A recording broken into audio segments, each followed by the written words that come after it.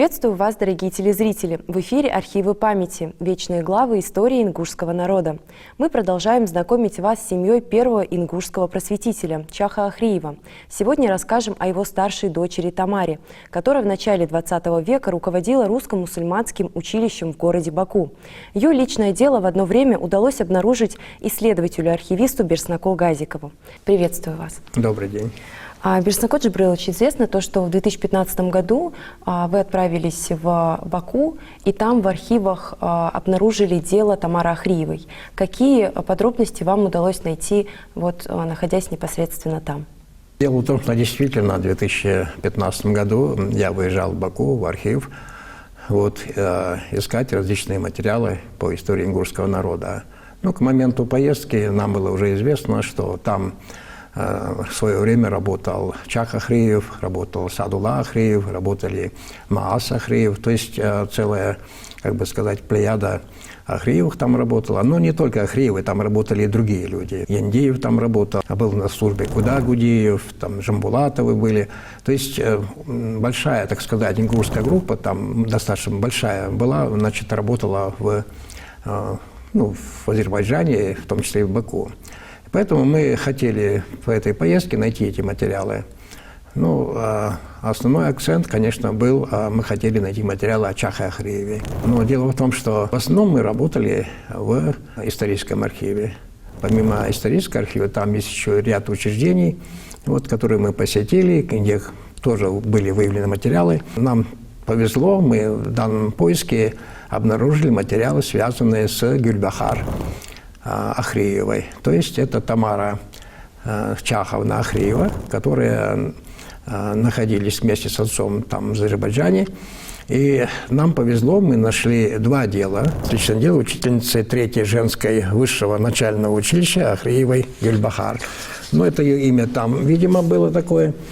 И второе, позже мы узнали о том, что впервые о Гюльбахар Ахриевой ее отметил в своей публикации в 1965 году Башир Чахкиев в издании, в азербайджанском издании 1965 года в журнале, сборнике, он поместил статью о деятелях ингушах, которые были в Азербайджане, в том числе упомянул и Гюльбахар Ахриеву. То есть он впервые это сделал, этот Башир Чахкиев. Но я просто хочу сказать, что в данном случае Ахриева, она уже была известна, в смысле через публикации.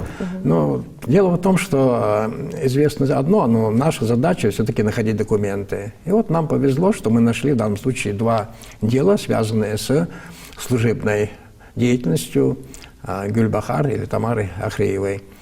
Известно то, что Тамара была старшей дочерью, да, Чаха Ахриева? Она старшая, да. Но мы не знаем какие-то подробности о всей жизни ее вернее. Но скажем только, что она была дочерью Чаха Ахриева. Вот она, Гюльбахар Тамара, это фотография. Говоря о Чахе Ахриеве, мы упомянули Чаха Ахриева. Дело в том, что мы не обнаружили здесь документы. Но позже, работая в Грузии, мы обнаружили личное дело Чаха Ахриева, которое, по идее, должно было быть, мы должны были его найти в Баку, но оно оказалось в Тбилиси. Мы ее копии не снимали, еще до сих пор не сделали копии, но эту работу мы просмотрели ее, и в этой работе, в этом деле, вернее, было письмо, свидетельство жены Айшет, жены Чаха Ахриева, в которой она сообщает, что Чах Ахриев умер 1 мая 1914 года. Для меня это, чтобы точная дата была.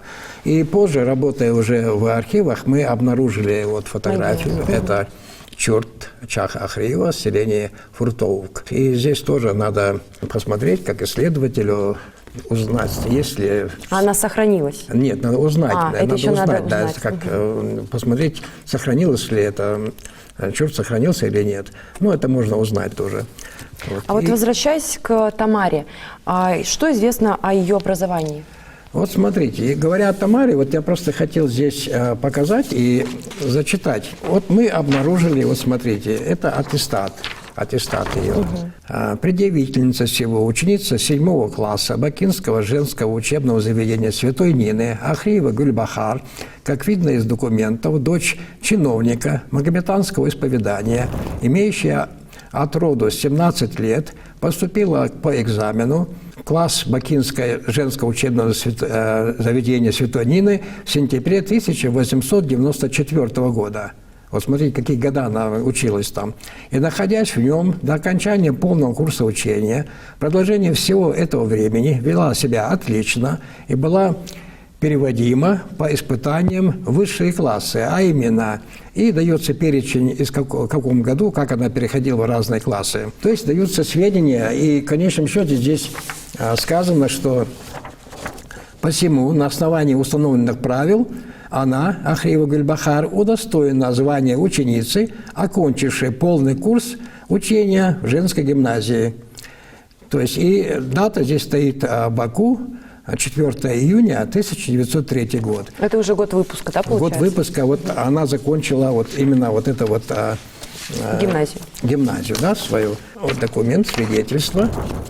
Дано сие девице Гульбахар Ахриевой в том, что она, как из предъявленных ею документов видно, подданная Российской империи, дочь чиновника, родилась 8 января 1886 года магометанского исповедания, окончила курс наук в Бакинском женском учебном заведении Святой Нины и, как видно из выданного ей 4 июня 1903 года аттестата, при отличном поведении оказала в русском языке с церковно-славянскими словесностями хорошие, и сочинения в русском языке написала удовлетворительно, математика удовлетворительная, в географии всеобщей русской хорошие, в истории всеобщей русской отличные, в естественной истории хорошие, в физике, математической, физической географии хорошие и так далее. И затем она, Гульбахар Ахриева, поступила в 8-й дополнительный класс того же женского учебного заведения и, избрав специальным предметом своих занятий русский язык, оказала хорошие успехи и сверх того изучала педагогику и дидактику с хорошими успехами, а также ознакомилась с приемами начального преподавания отечественного языка и арифметики и исполнила вполне удовлетворительно все теоретические и практические работы, которые ей были предложены в течение учебного года. Вследствие заявленного ею Гульбахару Ахриевой желания поступить в домашние учительницы и по рассмотрению представленных ею удостоверительных свидетельств, которые найдены вполне удовлетворительными, дозволено ей, Гульбахар Ахриевой, принять на себя звание домашней учительницы с правом преподавания русского языка лишь в домах своих единоверцев. Свидетельство это не дает прав, присвоенных этим званием лицам христианского исповедания, в удостоверение чего дано ей, Гульбахар Ахриевой, сие свидетельство за подписью и так далее. Это 1906 год. То есть она закончила, как видим, хорошо учебное заведение. И позже вот в этих документах мы видим ее путь, она, значит, работает. Начинает с педагога, да, получается? Да, педагог. Затем в 1915 году она, значит, является директором этого начального учебного заведения, которое основал выдающийся деятель Азербайджана Атагеев. Вот, и, ну, это было мусульманское, как бы сказать. Русско-мусульманское, да? Мусульманское заведение, да. И она там работает, судя по документам, до 1918 года. В 18 году она уже уходит с этой работы. Ну, видимо, там какие-то уже были изменения в стране, видимо. Все-таки, да, период был сложный. Да, период такой был. И она, да. И дальше мы не знаем. Честно говоря, я не знаю дальше ее путь. Но дело в том, что само то, что она в то ранее для ингушки, так сказать, время закончила вот такое учебное заведение, казалось бы, все это прошло. Но дело в том, что позже мы, значит, стали изучать различные материалы, связанные с нею, и обнаружилось, что ее имя и до сих пор живет в Азербайджане. Многие исследователи, в частности, вот мы взяли вот работу Вот смотрите, это работа Фуада Ахундова «Образованная женщина, гарант образованной нации. Женская школа Тагиева, Баку». Вот рассказываю об этой школе. Вот смотрите, вот сидит Тамара. Вот, и вот еще фотография. Здесь она тоже сидит в центре, в самом центре она сидит. Вот, то есть, и вот в других фотографиях она здесь есть. Ну, ее помнят, ее знают и упоминают часто. И не только Фуад Ахундов, но еще и другие исследователи, которые, значит, занимаются исследованием истории образования в Баку, в Азербайджане, часто упоминают ее. То есть ее там знают. Да, видное место, получается, занимала. Да, видное на место. тот период. И спасибо тем исследователям, которые, как бы сказать, отметили ее. И нам это приятно. И мы сами здесь должны тоже о ней говорить, упоминать ее. И, конечно, узнать более подробно всю ее биографию, всю ее жизнь. И ну, это событие, как бы на первый взгляд, по сегодняшним меркам, ну, закончила там гимназию, там была в школе, там работала, директором была. Как-то на сегодняшний взгляд это кажется как бы обыкновенным, нормально, но надо понимать, что это было то время, когда многие девушки, не мусульманки, ингушки тем более, ну, не очень-то могли учиться, тем более преподавать, тем более быть директором. Да и за пределами своей родины, да? Да, это как бы, ну, как бы сказать, ну, нельзя сравнивать с современной жизнью, с нашим временем сегодня. Поэтому это является для своего времени достаточно... Большим достижением. Она, как бы сказать, ну, достижения большие, и это большой успех. И она была на хорошем счету, ее уважали, с ней считались. Вот. Ну, видимо, большую, надо, как бы сказать, благодаря, видимо, отцу, вот, который разрешил ей получить образование, она сделала вот такую вот карьеру. Поэтому нам приятно, что мы нашли эти материалы. Но мы надеемся, что в перспективе мы все-таки вернемся в Баку, мы сможем осмотреть и другие различные документы. Ну и, конечно, хотелось бы найти материал, связанный с нашими людьми, которые работали в Азербайджане. Вот. Какие-то материалы мы находили, но работа-то большая. Вот. Я бы думаю, что надо бы съездить, побыть в тех местах, где жил Чах Ахриев, где он работал. И там, возможно, остались какие-то материалы и, может быть, там те места, где он жил. Ну, то есть для исследователя это тоже своего рода работа в перспективе. Вот. И чем больше мы узнаем, тем лучше. Дело в том, что меня еще беспокоит то, что у нас многое неизвестно об людях, хотя вроде сами люди известные, но... подробности о их жизни, подробности нужно больше и больше. Почему? Потому что это, например, Чах Ахриев, он писал очень много статей, но и мы до наших дней дошли только те статьи, которых мы знаем. А могут быть и еще и у него статьи. Человек, который пишет, он обычно не ограничивается каким-то небольшим количеством, так сказать.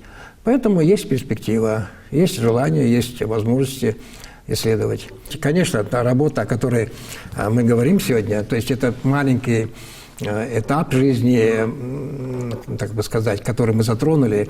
А вообще-то в перспективе надо каждую персону, каждого человека исследовать, и биографию, и жизненный путь, и если у него там трудовая или научная жизнь была. То есть это требует более детального изучения. К сожалению, мы ограничены во времени в таком плане, чтобы заниматься вот, как бы сказать, отдельной персоной там, ну, то есть мы работаем, конечно, мы беспокоимся о многих наших людях, заслуженных людях, но получается приобрести материалы в разное время по-разному. То есть долго задерживаться на одной личности и по времени, и вот даже когда выезды, учитывая то, что это требует огромного времени, да? Конечно, но здесь бывает еще так. Порой твоя задача, скажем, найти материал и дать ход этому материалу, объявить его, рассказать об этом. А в наше время сейчас, когда у нас много людей, которые имеют образование, которые учатся не только в школе, но и дальше получают высшее образование. Вполне возможно, что кто-то заинтересуется и конкретно выберет. И продолжит какую-то персону выберет и будет изучать. Собственно говоря, так это и делается. Да. Вот. И мы надеемся просто, чтобы мы сегодня обозначили, и так этот человек очень известный, но все-таки обозначили и думаем, что кто-то просто заинтересуется, а может быть, из родственников кто-то даст сведения какие-то, и можно будет потом уже в других передачах позже уже где-то уже говорить более подробно, более емко о наших людях, в том числе и о Тамаре Ахреевой. А есть ли где-то вот сейчас публикации именно касаемо ее персоны?